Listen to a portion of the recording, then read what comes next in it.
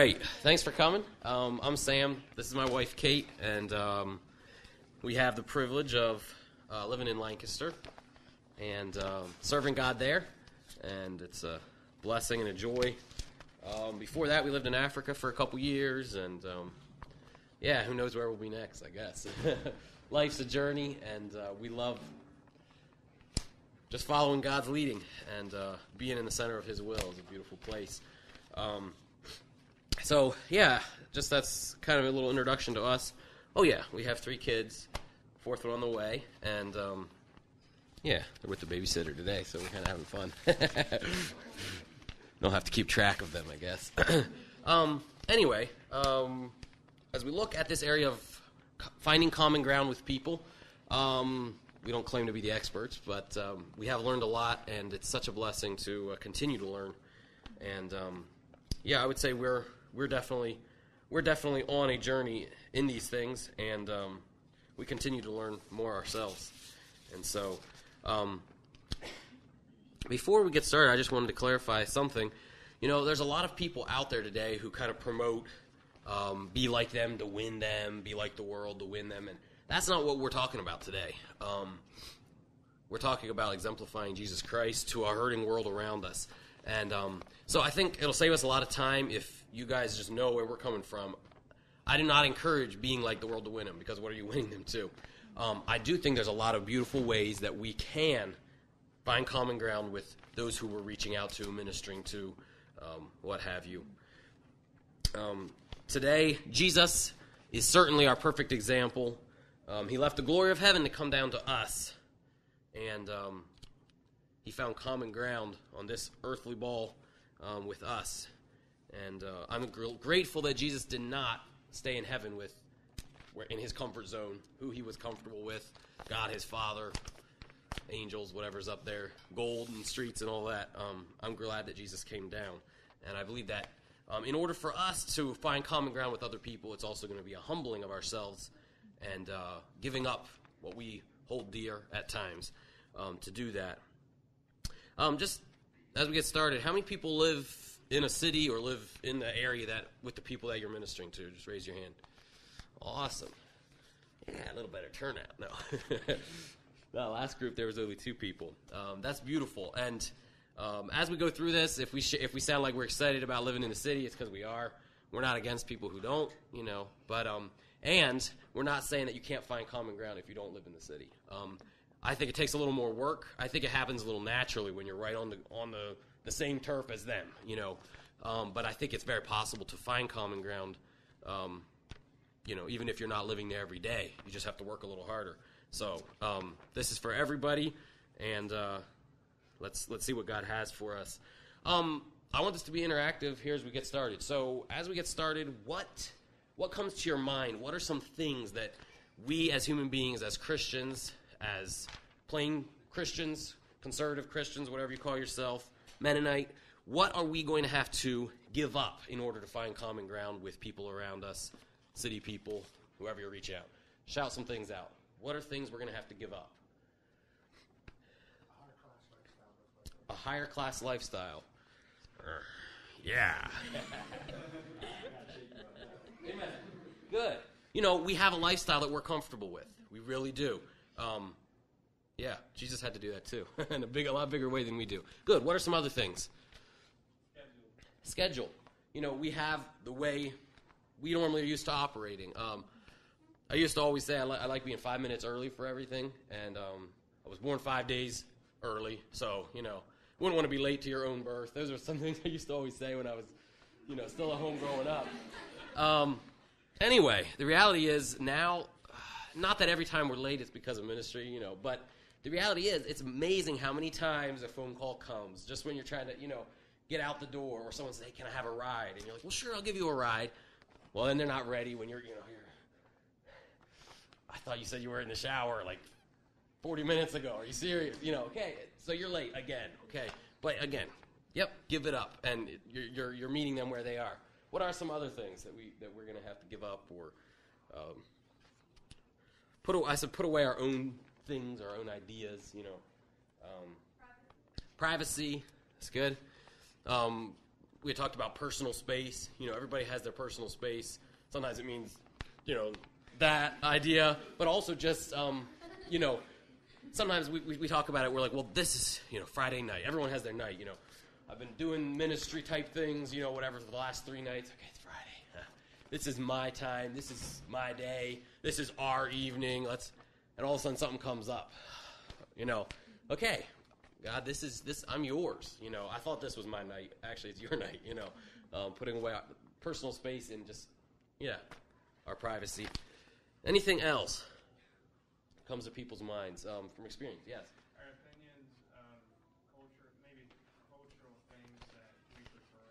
Okay, good. Personal opinions. Opinions, preferences, I also thought about pride is going to be a big one. In order for us to find common ground with other people, we're going to have to put away our pride. Our agenda. I thought was insecurities. When you're insecure about a situation, a person, am I going to be rejected? Do I dare say hi? I don't know what to say. All that feeling like, well, maybe it's just easier to just not do it at all. That's good.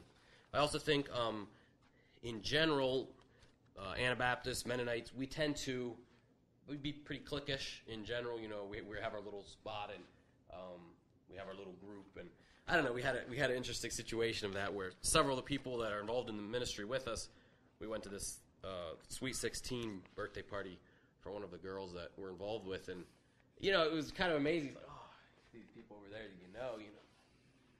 there's all these other people that you don't know, and just you automatically are drawn there. And I'm like, nope, where are we going to go sit?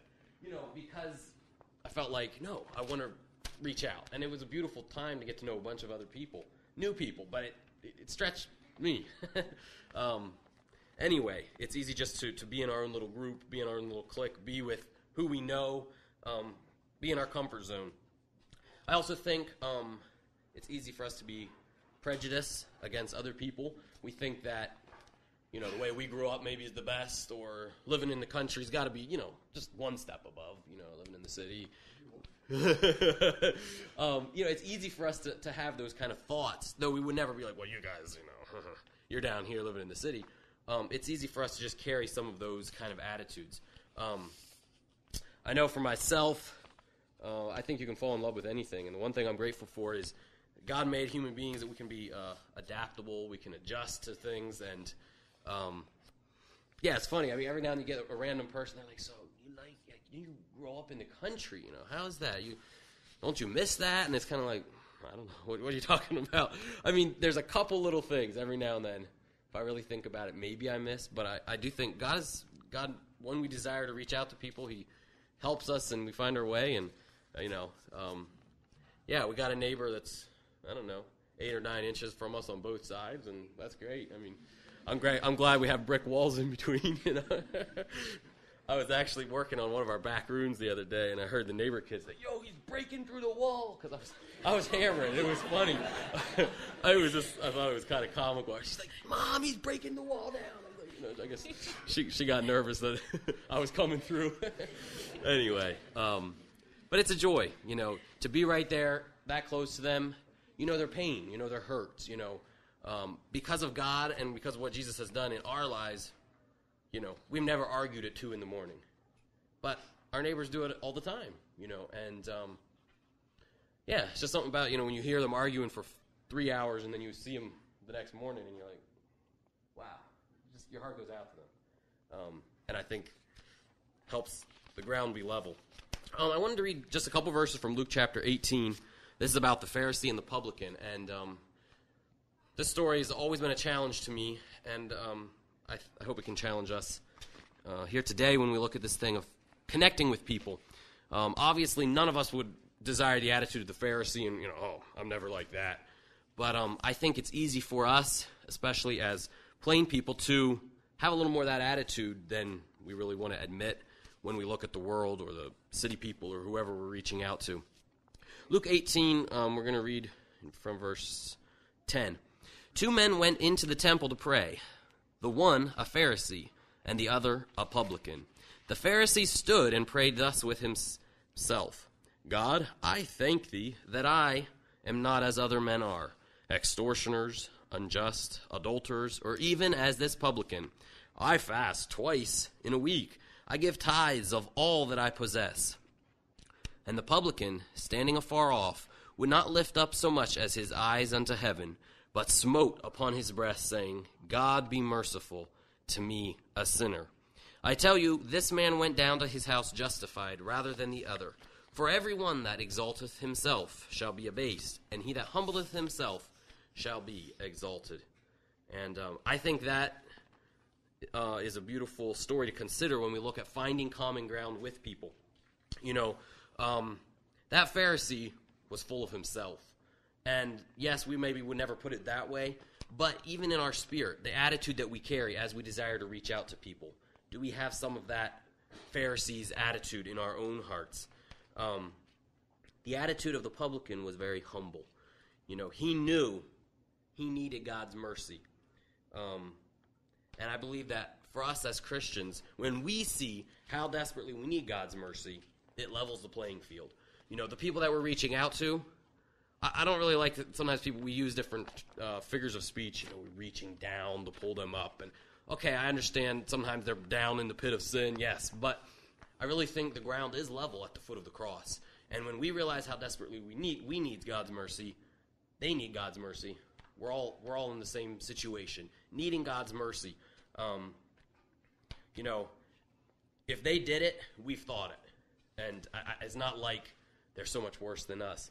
So I think that attitude, the attitude of that publican is something we can learn from. Having that humility. They need God's mercy. We need God's mercy.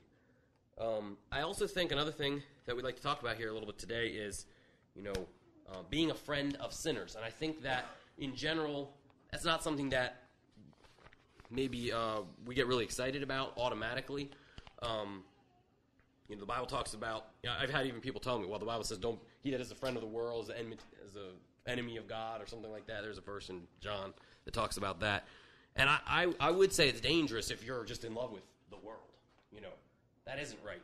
But to be a friend of a person that is in the world or part of this world, to be a friend of a sinner, that's what Jesus did. He was a friend of sinners, and there's nothing wrong with that.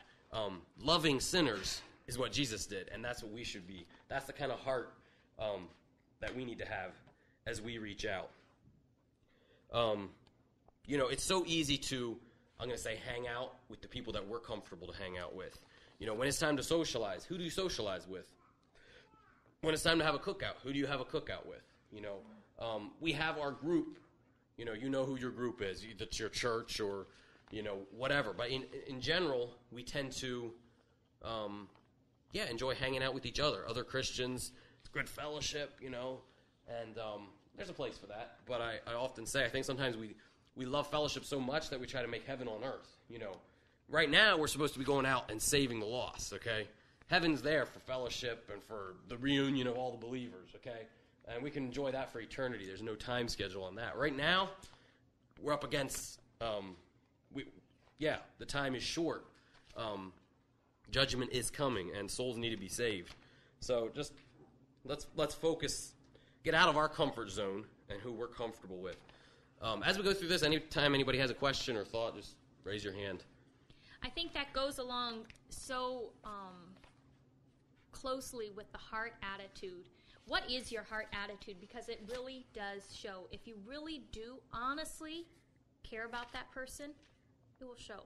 If you kind of feel a little bit like, oh yeah, I care about you, but, you know, I do have my own little box that I kind of associate with, and then I come and minister to you, and then I go back to my little box and have fun, and then I come back and check up on you, and then they know. The thing is, especially for us girls, the guys too, but especially for us girls, I think it's easy for us to become so intimidated. We look different. We look, right away somebody looks at us and they form a conclusion of who they think we are. Just like we look at them and we like, ooh, it looks scary. Like earlier today when the speaker talked about the man with the mohawk and how shocked he was actually one of the nicest people, very open, friendly. You know what? There is so many out there just like that. They look intimidating. You might think, oh, wow, they have the fashion, they have the boots, they have the hair, they have the makeup, they have the clothes, and they don't want to talk to me. And because of that, it's like, instead of feeling stupid, I'll just kind of go on my way and give a little hi and leave. But if you actually have the heart saying, you know what, this is a soul that will live forever in eternity. And right now, it doesn't, it's not maybe huge what they asked me to do, or maybe me going up and saying hi, maybe it's going to turn into something, maybe it's not. But the thing is, if you walk away, they have already seen you and made an assumption of what they think you're going to do. If you walk away, you'll probably just fulfill that assumption. Mm-hmm. Because they think this is some church person who really doesn't care, or too good for me, not understanding how I am. And the thing is, they won't really, more than likely, they're not going to make the first step. They have no reason to make the first step. What makes us make the first step is Jesus Christ and what he has done for us. Amen. And so if you have that heart attitude of, I care about you. A couple months ago, I was thinking about, how did Jesus touch so many people and speak into their life? And they wanted it. They received it. They asked for it. And what did he do? And I went and I was reading the account of this with the Samaritan woman. And what was the first thing he said to her? A woman very different than himself. Give me a drink. I need something from you. You have something that I want. I need it.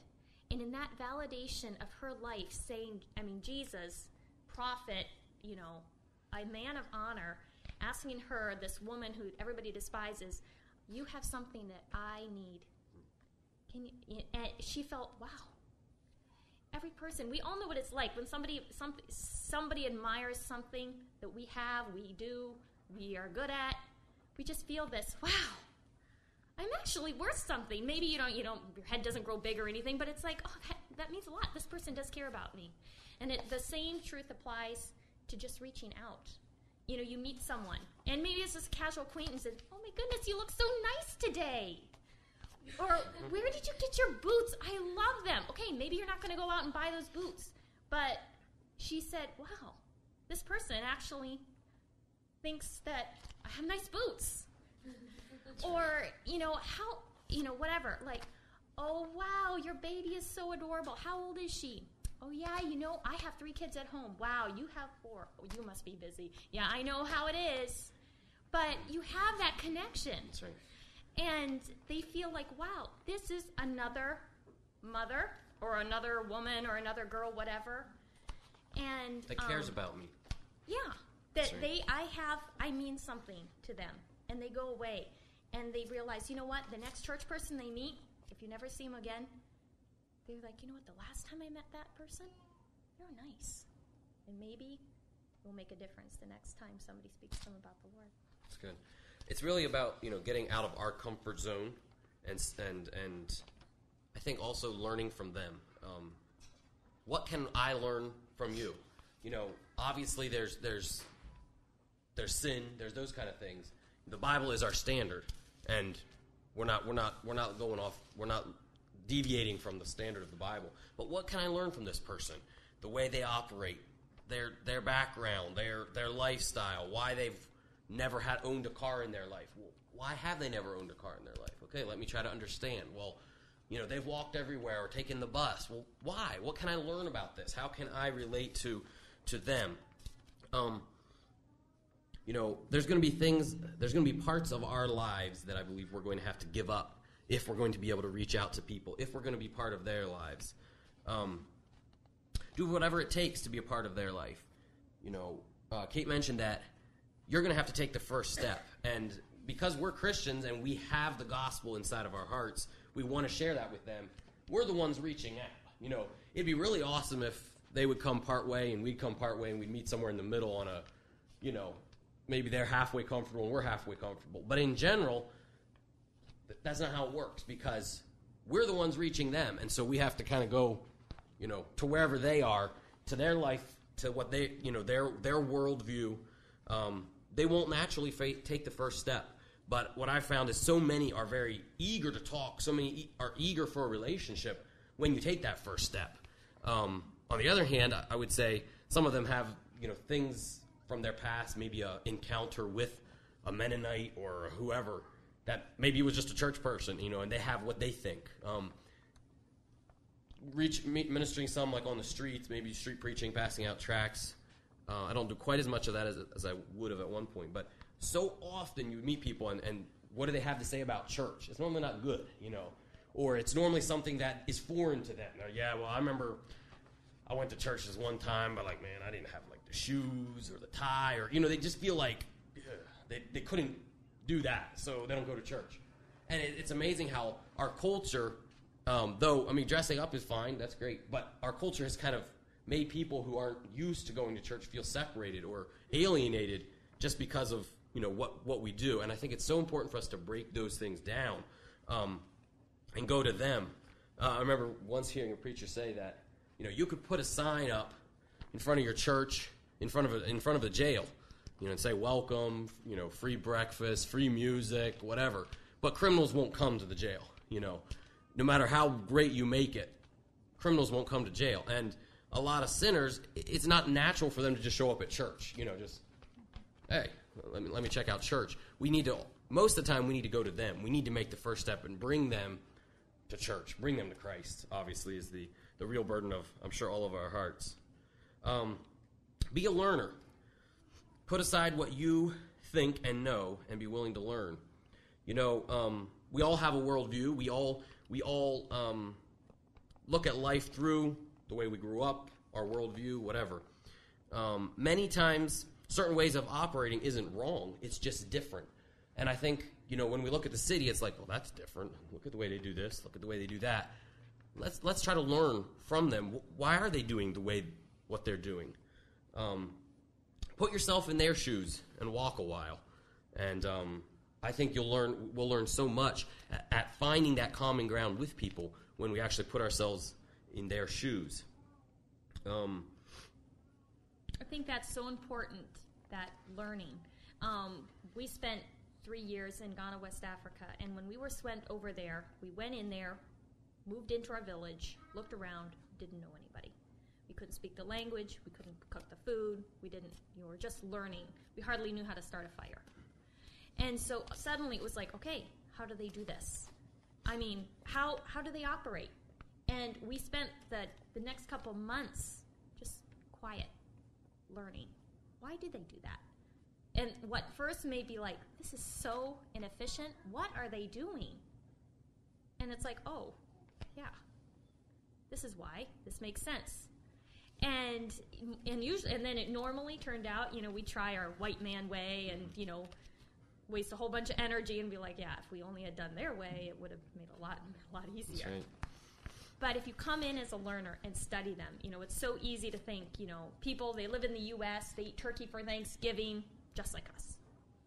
No, not really. They have a whole nother thought pattern, cultural pattern, everything. And instead of just coming in with assumptions, just keep your mouth shut and just watch and learn and try to understand, not just label it. That's good. I think that as you're willing to learn from them, you'll start to understand what makes them tick. You'll start to understand why they've operated the way they operate. Again, the way we grew up, it's not necessarily, there's aspects of the way we do things that's not bad. But I think if we can take that learner's road, we'll understand them and why they've done what they've done, why they have some of the hang-ups they have, why they have some of the temptations they have, if we walk in their shoes a bit, and try to understand them. I remember when we were in Africa, trying to start this little brazier every morning to cook our breakfast, and it was a crazy, frustrating thing, to try to get this fire going. And, well, after a few months of, trying, you all of a sudden realize everybody else has there's hot coals in a lot of the neighboring houses, and everybody else goes and gets the coals from the other person. And once we started doing that, it was just like, walk over to the neighbors, got to greet them. It takes a couple minutes to come back, and, man, you got your fire going just like that because you get hot coals from the neighbor. And that's how everybody did it. Well, man, forgetting matches. That was ridiculous. But that was our American way. We're there trying to do our thing, with our own matches, and blew out, whatever, So there's I think the same thing goes in the city as we've been here in Lancaster for the last 4 years, we keep learning more and more things from the people that we live with, and it's been a beautiful thing. If you want to make a difference in someone's life, someone's everyday life, you must be willing to be part of their everyday life and jump into it. And I'm not saying you got to live there every day, though I do encourage it, and I think it's a beautiful thing. But there are ways to be a part of people's everyday life. Calling them, texting them, maybe you Facebook with them.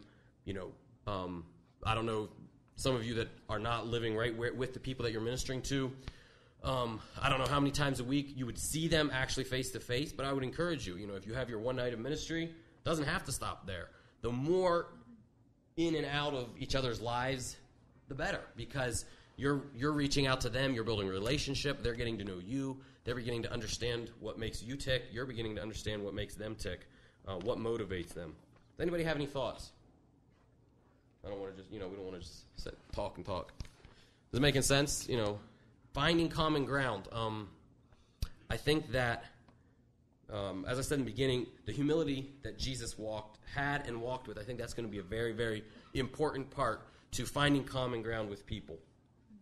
And I want to learn more from Jesus in that area of humbling myself, putting aside what I think. We talked about some of the things at the beginning there, what we might have to give up. And I think that list could go on and on of things that we're going to have to give up, be willing to come down and live on their level. There's situations where there's different situations where we looked at people and thought, man, they told us a lie. I'll just give an example. We set up a evening meal with someone, and hey, come over. We planned it. My wife's going to make lasagna, garlic bread, Italian salad. We know it's your favorite. And they're all excited about it for 2 weeks, okay? This is awesome. And then the last minute comes around and, 7 o'clock comes and, oh, yeah, I think it might work. My aunt's here visiting right now, but we'll be over. 7:30 comes, and I don't know how many of you know the city, but it seems like they eat supper later than I grew up eating supper. And our one neighbor always cooks around 10:30 or 11. So, it's kind of amazing to look out. Wow, she's still getting going with supper, But so time goes by, 8 o'clock comes, and, I don't know exactly the time that we finally gave up, but I know we've eaten supper a couple times around 9 with some of those situations. They finally come at that point. But there's been a few times when we had everything ready, the table's set, and we're all excited about this evening, and eventually they're like, well, sorry, my aunt's here, and we're just, ain't going to work out. And you feel like, wait a second, you knew your aunt was coming, didn't you? You sort of think, this person's lying. And I'm not saying that no one ever tells a lie in the city. That does happen. But you also, there's a lot of things just to realize that family's very important. So if a family, part of their family's there, yeah. But I also, we've realized a lot of times it's just the way they operate. They're used to a little different mindset maybe than, we've been you grew up where I grew up pretty rigid in our time. That's okay. But I actually kind of have fallen in love with a little bit more of the carefree idea with time. Just see what comes up. And it's amazing even just to hear them, they'll talk about, hey, I'm doing this weekend. And going here. And you're like, okay, wow. And then you talk to them, and oh, no, we didn't end up doing that. I mean, it happens all the time. The plans are always changing. And I think it's important for us, if we're going to find that common ground with them, to also adapt our lives, adapt our schedules, and be willing to adjust and flex this way or flex that way. Because, sometimes I know maybe being on time is a big thing, but biblically speaking, I don't know. Maybe you can show me some verses about being on time. But, I really think that when you look at the culture that even in Jesus' time, they were not time conscious like we are in general. And so it's important for us to flex and to, be willing to adjust our schedule so that we can spend that time with them. And I think it's beautiful. It's amazing how the factors, too, in their life, the uncertainties that are always there. I remember other times someone's like, wow, man, I can't come to church today. I don't got no clothes to wear. And you're thinking, is that an excuse? And I'm sure maybe it is at times, but I remember very clearly a Sunday where, someone came to the door in sweats and a T-shirt, and they're like, man, I wanted to go, but I don't got no clothes. I got to do laundry. And I'm like, okay, is this another excuse? But later on that afternoon, they're like, hey, can you give me a ride to the laundromat? they come with 2 trash bags full of laundry, let's go. And I'm like, wow, you did need to do laundry, yeah. And those kind of things, that's the reality, and you could say, well, why didn't they do it yesterday? Well, you don't know why they didn't do it yesterday. They had probably loaned $5 to their cousin, and they didn't have no money, and now their cousin gave them the $5, or, whatever. There's so many factors that maybe are not a normal part of our life, but I would encourage, let's give them a little more of the benefit of the doubt than we naturally would. I don't know, it's just been amazing to me to realize, I thought, man, this person's, why did they lie to me again? Actually, maybe that was not their intention. I'm sure God can work on those things as well, but I think for me, if we're the ones reaching out, and, I don't know, sometimes that's not easy. It's like, man, why do I get stuck having to do the out of my comfort zone? But the reality is that's what Jesus did. Jesus was so out of his comfort zone when he was reaching out, and we are to walk in his footsteps. I think with that, you have to be willing to find the common ground. That means, we talked about it, inconveniencing yourself. So someone calls and says, hey, can you give me $20 and go for grocery shopping? I have nothing in the house. And, okay, I remember for a while when we were first married, we lived like 12 miles from Lancaster. So we're going to drive 12 miles or whatever, half an hour for $20 and drive home. Okay. But it's choices like that, because it's so easy to say, sorry, I got plans. Or, no, I got to be there right now. I can't wait to pick you up. It's those things. Are you going to be willing to step back down, loosen up, and for the sake of this person? Because it means so much. It's those everyday things. And, I've done it so many times. It's like enough times that you're like, sorry, I got plans. That's not going to work. I can't watch your kids. Or I can't, whatever. They're going to stop calling because they're like, you know what? Kate's always too busy. And it's like, is my schedule that important? Am I that much more important than this other person? And it's not going to feel convenient. It never is. I remember, 2 years ago, I think it was, we really realized that barbecues in the summer were a huge deal in the city. That's where you socialize to have people over. It's not like come into my house with china around the table. It's come into my backyard, we'll do hot dogs, hamburgers, steaks, whatever, maybe you bring drink, whatever, we'll have, And I was like, oh yeah, this sounds fun. Sam was like, let's invite so-and-so and so-and-so. And right away, we didn't know them very well. I was like, okay, they're going to like my macaroni salad? I mean, personal things like that, what if they think my food is gross? Or, it's like, okay, this is going to be vulnerable, right? But in decisions like that, we have had some of the best times. The friend brings a friend who you never met before, and then we bump into her 5 months later and realize, she recognizes us, and right there, she's like, yes, I remember you, and pours her heart out right there. Just because of one simple little barbecue that we had that we got talking about our kids. That's good. I think being a part of their life is not as hard as maybe sometimes it would look, if we're willing to just jump in there and I'll say wiggle our way in a little bit, even sometimes. And I think it's a beautiful thing to jump in. We all only have so much time on our hands, and I think it's a beautiful thing when we can combine ministry and the necessary parts of life, and kind of you get double duty. And I mean, shop where they shop. You might have your favorite grocery store. That doesn't mean you have to go there. Go where they go. Go where you're going to meet them. I mean, even in Lancaster, I've heard so many people complain about the Lancaster Walmart because, I don't know all the factors. I'm sure some of it's management. Maybe some of it's generally the people that go in there. Maybe they don't care about the looks of the place quite as much. Go shop there. Wherever you're, the place where most people are shopping, it's great. You bump into people you know, which is an awesome thing. Again, oh yeah, what are you guys doing? You're out food shopping, Who here goes food shopping? You guys know what food shopping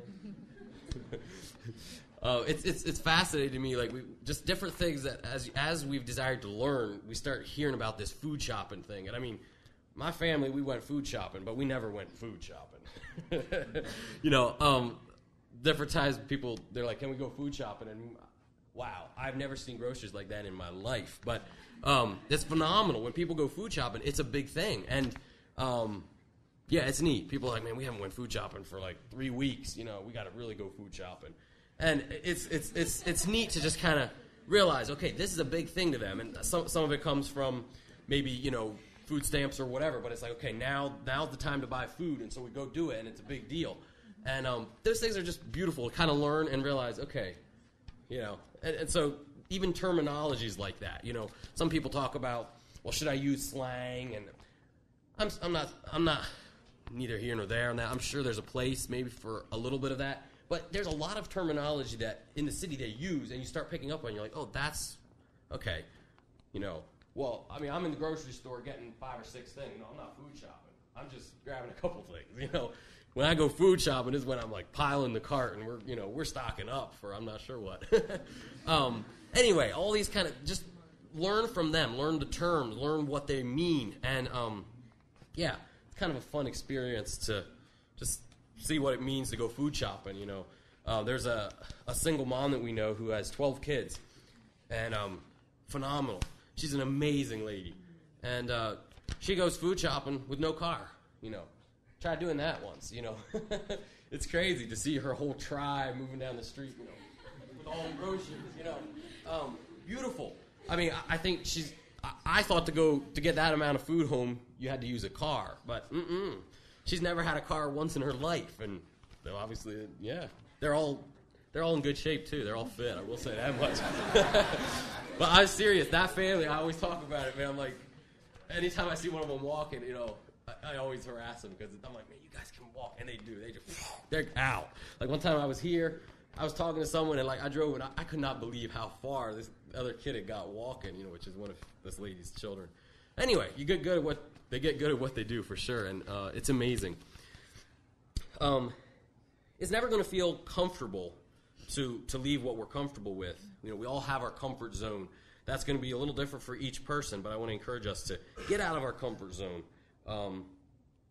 You know, buy your groceries downtown if you're living downtown. And maybe if you're not living downtown, maybe you can go 3-4 miles out of the way to buy your groceries downtown, and you might bump into people you know. Either way, the whole thing, you're going to be learning. You're going to be understanding the people that you're reaching out when you're interacting in and out of their lives on a day-to-day basis. And that's a beautiful thing. Socialize where they socialize. And I'm not encouraging, I wouldn't include a bar in that, but, you know, find where they hang out, the park, maybe the library, other places where they hang out. And like right across, well, down the street from us, there's a little corner store, and I'm amazed at how many people just hang out around the store. You know, it's like, you're still there. Who are you, a relative to the owner? How do you guys hang out here for 2 hours? But it's just, everyone's there, and people come, people go, and go get another snack, and you know, it's just amazing to sort of understand some of the way they operate, you know. And corner stores are kind of expensive, so I don't really go there as much as I wish I could, or I don't know, I'm a budgeter, and it's like, man, I can't pay that for this little bag of chips, you know. But those kind of things are beautiful, honestly, to understand the way they operate. How many times, like maybe with your kids or your city youth, they've said, man, I haven't eaten all day. Have you guys heard that before? Man, I haven't eaten all day. I'm starving, okay? Well, those kind of things, I don't know if I'm not saying I always understand it, but, you know, that means I went to the corner store 4 or 5 times and bought some snacks, but I haven't eaten. I haven't really eaten. And, you know, we could say, well, why haven't you eaten? Well, if your mom or your wife or whatever only cooked one meal a day, then you'd be in the same situation, you know. And it's kind of neat to understand where they're coming from. I mean, it seems like even I'm going to say that some of a lot of situations, you cook supper and that's the big meal, but man, I haven't eaten all day, you know. Yeah, you might have grabbed a bowl of cereal, a bag of chips, but it's just kind of neat to understand their life enough to be able to relate to those things, and also be like, okay, I got what you're meaning now, because at one point I'm like, I haven't eaten all day.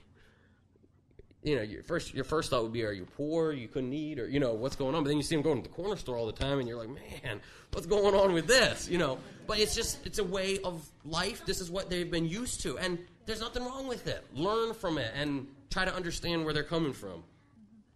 Immerse yourself into their lives.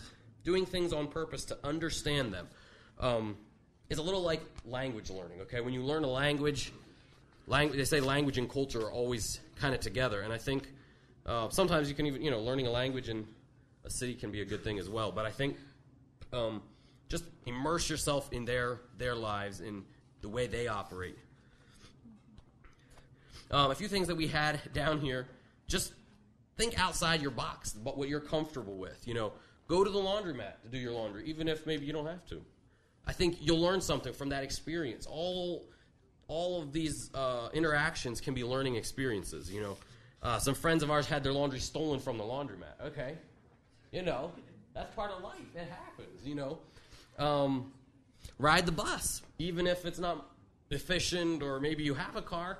Purposely do that at times so you can understand how it is to not have a car and to be, so many things in the way they operate. We can look and be like, wait a second, your stuff where? And how'd you get out there? They rode the bus. It just kind of, I think it helps, like for myself at least, I find myself giving people rides a fair amount, and sometimes I can get this little attitude like, oh, not again. But honestly, if I take the bus once or twice, it just helps my attitude, because I'm like, you know what? Oh, man, we missed the bus by 5 minutes. Are you serious? Okay, well, now I can relate. Here when I get the call, I missed the bus. Well, my heart goes out to them because I've experienced that. And a beautiful thing. I would encourage it. But again, if I have how'd you miss the bus? Can't you time it better or whatever? It happens. It's amazing, these things, like Sam said. It's not like, okay, so you go to the laundromat. It's not like anything huge is going to happen, that someone's going to get saved with his laundry right next to your washer and you have a beautiful conversion. It's not. It might. It's not like that's going to happen. You're going to probably sit there and take your laundry home and be like, wow, that was $5 wasted. Or you take the bus and you sit there in the bus station like, wow. Or, you do some of these seamless, unnecessarily brainless things. But what you're actually doing is walking right in their shoes. One thing that we have done, and I think it'd be good for everybody, is live hand to mouth for a little bit. Mm-hmm. Choose to. Mm-hmm. And be like, you know what? I really don't have that money. I have the money for my bare essentials. I know what it's like to feel that tight. And to actually be like, I'm going to understand. I'm not going to just observe. I'm going to feel what you feel. And you suddenly realize, this makes sense. A lot of it makes sense. That, okay, you don't seem to be able to save money. Well, you might as well be the first person to spend it, because if you don't spend that money, somebody else will. And it's amazing what it does in your heart. We as humans, we need to do that. We need to make the seemingly unnecessary, stupid, whatever choices. Say, why are we doing this? But it really is, it's just one more thing. It's like, yeah, I know. I've walked in your shoes. And to really understand someone, to really have that common ground, you have to be willing to do that. That's good. I think there's a lot of things we could talk about. I think for some of us, it might mean a different job, a different business, different house, maybe the location of house. Maybe we'll drive a different car. Our habits might change. Hobbies might look different. If you're a hunter, that's great, but you might not really want to take a city person hunting, or that might not interest them, So you might need to adjust those things in your life if you want common ground with them. Different friends, a different life. Another thing that we wanted to bring out was the whole thing of, in general, I think a lot of us tend to be kind of time-oriented people versus people-oriented or relationship-oriented. And I think that's a very, very big one. If we're going to find common ground with people, we need to give up that time orientation and be more relationship-oriented, meaning, it takes time to have them be a part of our lives. And, I think that's going to be very, very important. If we're so time-scheduled, we're going to just kind of push them out of our life without even realizing it. I don't even know where to go with all this sometimes, because there's sometimes we have to say no, but there's been situations where I know very clearly I had to say no to someone 4 or 5 times in a row, and not that I can never get a second chance at that person, but all of a sudden they're like, well, he's just busy. You got your own life. I know, you got your kids, you got your wife, and they just kind of write you off, and all of a sudden now I'm not in their life. I'm not on that common ground. I'm not connecting with them on a daily basis. And yeah, you can wiggle back in normally if you want to, but it's amazing how quickly, you know, if you just keep saying no and you're always too busy, you're not trying to say, hey, I don't want you a part of my life, but that's the silent message that so easily can be represented to them. I want to challenge you, and then we'll ask for a couple. I think we're about supposed to be done, right? Can't remember what time. I want to challenge us. How bad do you want to see the people you're ministering to come to Christ? Bad enough to rearrange your life so that you can be a part of theirs? Connecting with them on this level is going to change your life in a lot of practical ways. I know we want them to come to Christ, but how bad do we want them to come to Christ? Are we willing to pay the price? Are we willing to turn our life upside down or right side up, whichever way you want to say it, and connect with them day in, day out? And anyway, God has us on a journey. We've learned a lot, and You're still learning. we're still learning. I would never trade what God has taught us these last couple years in these things. Anybody have questions or something big we missed? Because I'm sure we did. I'm sure we missed something. What has worked for you guys connecting with people? Throw it out there.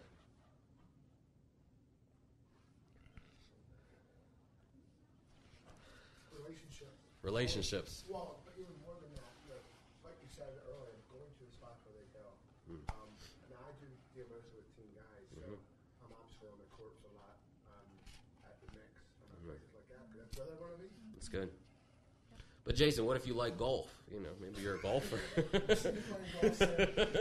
No, but honestly, that's what I mean. Like, if a lot of Mennonites, it's volleyball, and baseball, a little bigger. But I don't play them. But you probably hardly play them. You don't get. You probably get a few games a year now. Versus, if that was your passion before, you had to. Okay, now I got to learn how to, hang out on the court, and yeah, that's the reality. It's good. Giving up what maybe is our preference or what we think is a better sport or whatever. Anybody else, real quick? Getting into their homes and meeting the parents, eating their food, even though you're not quite sure what it is. Awesome. Have them teach you how to make their food. That is beautiful. And yeah, man, this girl can make some banging Spanish rice and beans. Oh, I tell you what. It's on point. Anyway, but that's been a beautiful relationship builder. And now, people are like, man, she knows how to do it. And it's beautiful. But well, this person taught me. Oh yeah, it's just great. It's splendid. But you have to first be humble enough to say, man, I grew up eating rice, but how do you cook it this certain way? And it's good stuff. Anybody else? Sometimes it's just taking time to listen. Taking time to listen. That's right. Good. Time. We're so rushed, and I think that really works against us connecting with people. I know for me, it's amazing. We tend to like to walk around the city a lot. I say if it's under 10 blocks, you better walk, because by the time you get out of your parking spot and find another parking spot, yeah, the time is about the same. You may as well just walk. But it's amazing to me how many times you meet people walking, in the city, and it kind of encourages me to keep walking because it's good exercise too. But you meet people like that. Okay, it takes an extra 5 minutes to walk across town, then drive across town, maybe. Anyway, but what's important? Meeting people. That's what I'm here for. I'm here to meet people. I'm here to connect with people. Anybody else? I guess it's free time after this, so they're not going to kick me out. Yeah. I think it can be even a small things. It's our sense of smell. There's this one house where they have a big pot and everyone throws their cigarettes into it after they're done. And it's I could never used to last in that for more than 2 minutes. And it just took a while for me to say, okay, I carry enough, and I'm going to get over this, because it really bothered me at first. It's good. At first I was kind of mad. I'm like, what you're going through your kids? That's what I was thinking. Yeah. And honestly, I can't remember the last time I thought of it now. It's beautiful. That is beautiful. It's usually this. It can even be very small things to keep us from one Some of the biggest. Yep. It's good. True.